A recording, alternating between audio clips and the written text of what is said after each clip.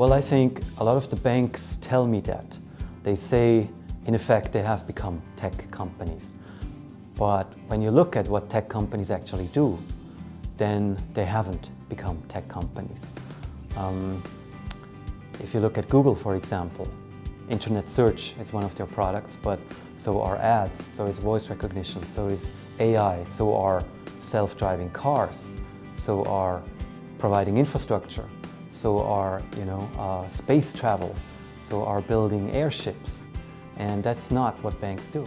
Banks are using technology to drive down their cost, to increase their efficiency. So they use technology, but they're certainly not a tech company, because a tech company has different attributes. Are banks trapped in an innovator's dilemma? And I think, of course they are. Every incumbent is. An innovator's dilemma is the situation where you as an incumbent have a successful business that works well, that has high margins, and you're onto something new that could potentially disrupt your existing business model. And then you don't understand the true potential of that innovation, and you oftentimes let it go. That's what happened to Kodak. That's the famous innovator's dilemma case, where they invented a digital camera, but then let it go because they didn't want to compromise their own business being the one selling film stock. So, a few years later they were out of business.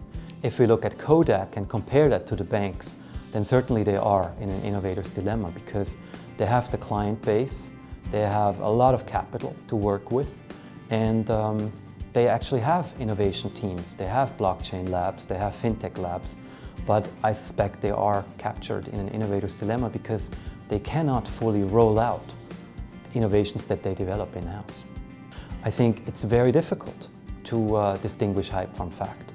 When we look at the discussion, in digital transformation, it's currently driven by tech companies. And of course, they have a desire to sell products.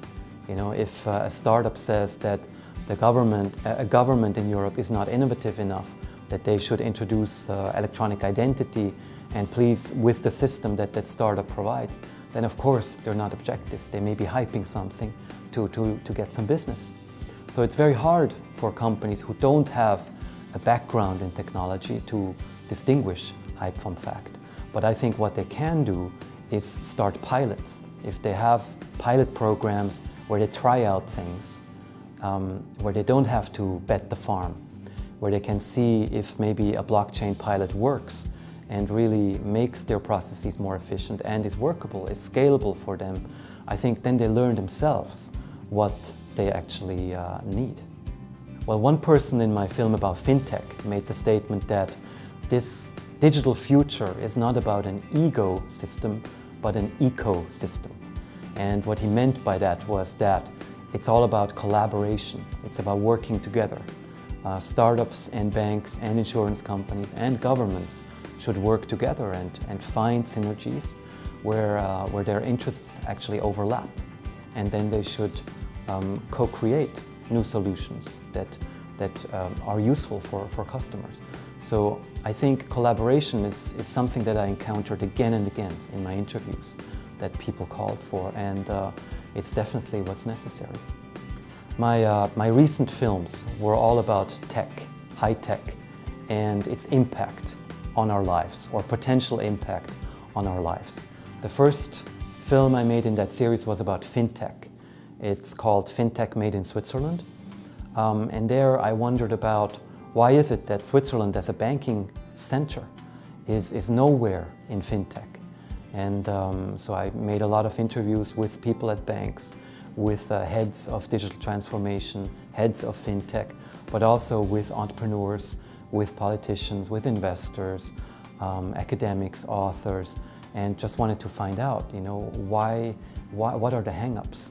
And the interesting thing in that film was that it applies to many more countries than Switzerland, where you have an existing banking system on the one hand and startups who do fintech on the other hand, who don't necessarily get the opportunity to really roll out their product.